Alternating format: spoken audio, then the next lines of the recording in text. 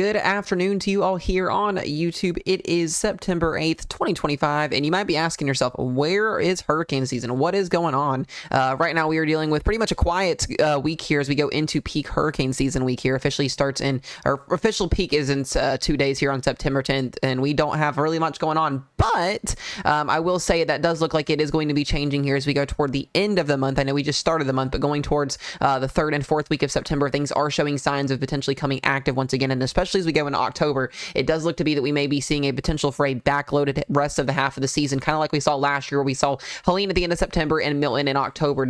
Remember, you guys, it only takes one storm to cause the problem to make the hurricane season known. So hopefully we can get out of the season. That would be super awesome with nothing coming our way, but I have a really bad feeling that that's going to end up changing here, and some of our characteristics that we're going to be seeing here in the atmosphere as well as in the ocean are going to allow for that potential to be there, especially as we go toward the end of this month and into October. So we're going to talk about all of that here. We're going to talk about a little bit of severe weather we're going to see today across the plains, and then we're also going to talk about our temperatures as we go through the week here. A pretty big warming trend on the way here going into this week, where we'll see much of the country above average once again, as we saw that below average trend last week. As I mentioned to you guys, going into that second week of September, we would see that trend up again, and we're exactly going to see that. So looking at satellite imagery here this morning, we do have a cold front that's officially moving off the coast here with a subtropical jet stream kind of connected to it here. This is what's allowing for just moisture to be strung up here along the East Coast. We had a lot of rainfall yesterday in the panhandle of Florida, allowing for some NFL games to be delayed. Then we had a little bit of severe weather over the weekend as well, back up into the Massachusetts, Connecticut, Rhode Island, up and towards New York and Pennsylvania earlier as well. So we ended up actually getting a couple confirmed tornadoes out of that severe risk on Saturday as well. But the good news is, other than a little bit of severe weather today and tomorrow back here in the plains, we should be keeping severe weather pretty quiet over the next week or so here before we may start to see things change again. We do have a complex of storms from last night ongoing here as well into Kansas and into portions of Oklahoma here, allowing for some thunderstorms. Now we are going to see that clear out later this afternoon, and the potential for damaging winds, large hail, and a couple of tornadoes for the Texas Panhandle as well as western Oklahoma and southern Kansas will be on the table here for 2 days. So we're going to break down that forecast for you guys here, talk about what's going to be happening over the next couple of days here, and I do want to start out with that satellite imagery here this morning as well of the Atlantic Basin. You can notice a couple features here, a couple of subtropical features here along the Gulf right now, just kind of keeping shear in place, general thunderstorms moving across the Gulf right now, not really looking at any tropical development in those areas right now, but I will start to say it does look like we're going to start to see more of these tropical waves moving off the coast of Africa, and I wouldn't be shocked to see the National Hurricane Center start to put some new AOIs out, especially as we go toward the end of this week. We're also watching that blob of convection that moved off of the coast of Africa last week behind Invest 91L, or which was 91L, is still out here. So we're kind of keeping an eye on this. Doesn't look like this is going to develop into anything. It's continuing to go southwest in terms of latitude. So seeing that mostly move towards down there towards South America, so we'll keep you guys updated with that. Other than that, really not a lot going on here across the region. We do have a little complex of storms as well here just east of the Leeward Islands here, but other than that, just really not a lot going on. But I do think once again that's going to change as we go toward the end of this month here. So taking a look again at the National Hurricane Center, the next 7 days here forecasted really not for any tropical development. I do think that will change, especially as we go toward the end of the week here. We may see something highlighted down here in the Caribbean or in the Gulf, as well as 1 or 2 more waves may get introduced off the coast of Africa, and we'll show what those ensembles look like here again in just a second. Also taking a look at the Eastern Pacific, we do have a new area to watch off the coast of Mexico here. This could actually bring another system up here towards Baja California. Now I remember with the last one that we were watching a couple days ago, Lorena actually ended up going west of the cone and actually ended up going out to sea and bringing a little bit of moisture to Baja with some flooding, but other than that, that system never made landfall. So something we're going to watch again as we go toward the week here. We do have another area to watch. We also have Hurricane Kiko down trending as well. This is going to stay just north of Hawaii. Still going to see some heavy rain bands and some low-end storm surge along the islands there, but not expecting anything super crazy at all. Just a major flooding risk if anything were to occur over there. That would be the kind of the high-end scenario, but I do think most of that should stay north of the islands there. So just be mindful if you're vacationing there or if you're watching from that area here. Once again, that hurricane track, the latest hurricane track here, now keeping at most of the islands here. Let me actually get that pulled up so you guys can see. There we go. Keeping this below hurricane status, missing much of the islands here. So like I said, not a lot going to be expected to happen here over the next couple of days with that system, other than a little bit of wind and maybe some low-end storm surge. So we'll go ahead and take a look here at the ensembles. These are the latest GFS ensembles, and these do go almost 3 weeks out. So kind of take this with a grain of salt as you will here. But what I do want to notice, though, as we go into next week and into the 3rd and 4th week of September is, one, we do have some ensembles that are showing some pretty decent shots at some development, maybe even a tropical storm, maybe even a low-end hurricane. I know that's a little far-fetched to say at this point, but we do have some ensembles here in the GFS. The European, not too quite pleasant on that yet. If the European starts to uptrend, we'll definitely know that we have a signal for something. Not saying we don't have a signal, but we do. But a higher signal if we start to see the European kind of show this. But right now, GFS ensembles wanting something in the Gulf next week, so we'll keep an update on that. And then also 1 or 2 waves here coming off the coast of Africa, some pulling it towards our direction, some taking out to sea. Like I said, you guys know the drill with this. Anytime we're watching ensembles, unless we physically have a storm that is either developing or already getting ready to develop, or at least it's an invest or a tropical depression or a tropical storm, we take these ensembles with a grain of salt. But we do look at these in terms of potentially finding a signal if something's going to develop. So that is something that I'm watching very, very closely here, and we'll keep you guys updated on that. We'll talk about the long range models here in just a second. So once again, a pretty quiet week for hurricane season here as we go into official peak week, but I think, like I said, that will change as we go toward the 3rd and 4th week here. Taking a look at severe weather forecasting for today, we do actually have a marginal and a slight earth today for portions of western Oklahoma, the Texas Panhandle, and southern Kansas. This is going to be mostly construed to a large hail threat. Once again, seeing hail 2 to 3 inches in diameter. We'll have the threat for damaging winds up to 70 miles per hour, and a couple of tornadoes could be possible today as well. Marginal risk outside of that, and then another marginal risk as well for central and northern Minnesota, northeastern portions of South Dakota, and southeastern portions of North Dakota, with that wind and that hail threat up there. Once again, looking at that 2% tornado risk from Garden City down through Liberal, Woodward, Oklahoma, and Amarillo.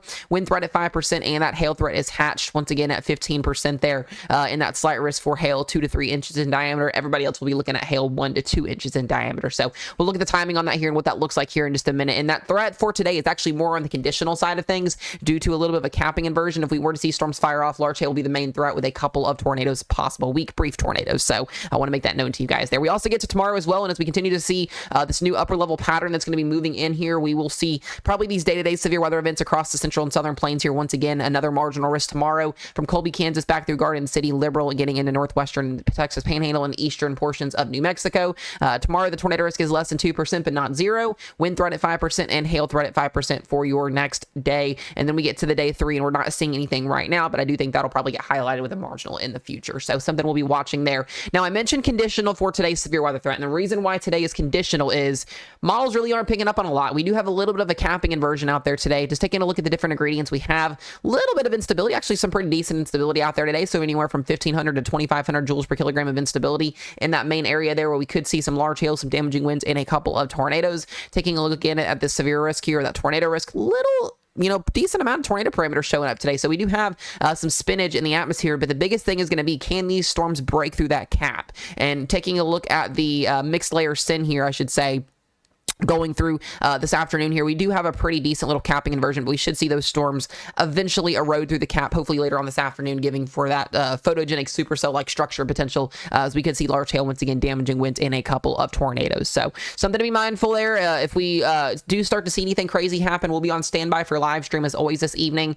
Be safe out there, have alerts on your phone to know where to go if you get warnings. This is kind of that second little fall severe weather season over here in this area, so we do still see severe weather as we go into September, just more in terms of the large hail, the damaging wind threat. You can always get a couple tornadoes, but morely in terms of other factors with that. So we'll keep you guys updated on that. The newest story is going to be talking about these temperatures, guys. We are talking the next 6 to 10 days here, very, very much above average temps, even looking at that 80-90% threshold up here in the high plains. It still will stay pretty nice and normal, if not below average, along the east coast here, even as far as southern Florida, getting down here towards Alaska. Western Alaska also seeing below average temps, but most of the country either at average or extremely above average in terms of those temperatures. And we're going to talk about what that looks like here again in just a moment as well. I do want to take a look at a couple things here, and I want to show you guys something here on the GFS that you'll probably start to see people post this on social media, because it is a model run. People want to make clickbait views, all that stuff. But the reason why we're not going to get too much into it is because it's over 200 hours out. But the models here, especially the GFS, liking the idea of a tropical storm or even potential low-end hurricane going towards Friday the 19th. That is over 11 days out. It's in La La Land, but it's something we're watching. Once again, ensembles also agree with this as well. So the fact that our dermatistic run is starting to show this is interesting. But I want you guys to also know we really haven't had a lot of accuracy with these model runs this year. It's just been one of those years where our systems have either defied model runs or defied ensembles, and it's just kind of one of those years where we have to watch observations. We have to watch satellite more than what just model runs are. We've seen storms intensify quicker than forecasted, and that's just due to very warm water temperatures. That's also due to just other factors in the atmosphere that are they're always going going on, like no shear, no dry air. So if we were to get an AOI highlighted, which it's very possible we could, that's when we'll start to talk more about this. But right now, I wouldn't hold your breath on a hurricane hitting the Gulf here. I think that's in la la land at this point, but just something to put a note on your radars there, just that way you guys, if you see it on social media, it's not like anything to freak out about or anything. So also looking for the potential for maybe even another hurricane down here towards the southern portions of Mexico again, as we see that invest potential or that area that we saw a few minutes ago in the Pacific Ocean highlighted, something to make note of. But I want to also take a look here at what we're going to be seeing here across the 500 millibar wind with height. This is our troughing pattern, as I mentioned, going towards tomorrow and Tuesday and into Wednesday.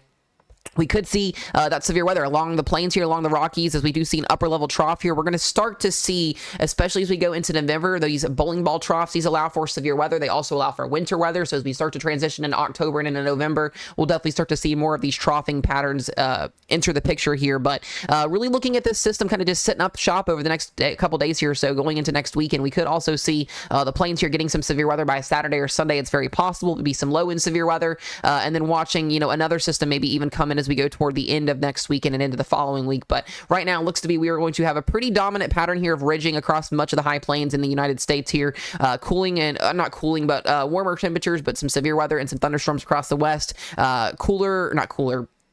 Warmer and drier down from the central plains up to the high plains and then down to the southeast. And then we'll also have the threat for some cooler temperatures, or not threat, but cooler temperatures will be trending over on the East Coast. And then, like I said, we'll be watching the tropics for you guys. So really not too much in terms of watching. We'll keep you guys updated on the latest on that there. And one more thing I will show you guys is those temperature anomalies here. And as always here, blue and dark blue typically mean cooler than below average temperatures. And then those warmer temperatures are in the orange and the red here. And we can really see going into the week here as we go to the end of this week that we're going to see a lot of those temperatures return to above average, and then eventually going into the beginning of the next week they're really cooking above average. So I don't see any major cool downs again like we just saw this last week, so enjoy it while you guys had it.